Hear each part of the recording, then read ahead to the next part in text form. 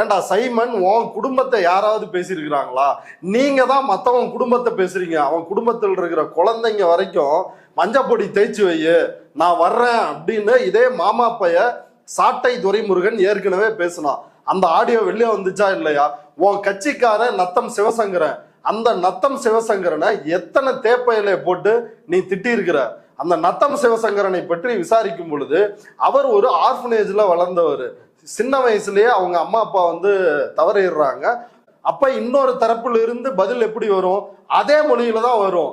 நீ செருப்பால அடிப்பன்னு சொன்னா நானும் செருப்பால உன்னை அடிப்பண்டா அப்படின்னு தான் பதில் வருமே ஒழிய, ஐயா நீங்க என்ன செருப்பால அடிச்சுக்கீங்க, நான் வாங்கிக்கிறேன், ஆனால் நீங்கள் என்னை செருப்பால் அடித்தது வன்மையான கண்டனத்திற்குரியது அப்படின்னு பேச முடியுமா? அப்படி பேச முடியாது. இப்ப சீமான் ஏற்கனவே ஒரு பேட்டி கொடுத்துருக்கிறான். நான் உங்க அப்பா அத்தால திட்டுறேன்னா நீங்க அங்கிட்டு போய் எங்க அப்பா அத்தால திட்டிக்கீங்க. இதான் கருத்துரிமை.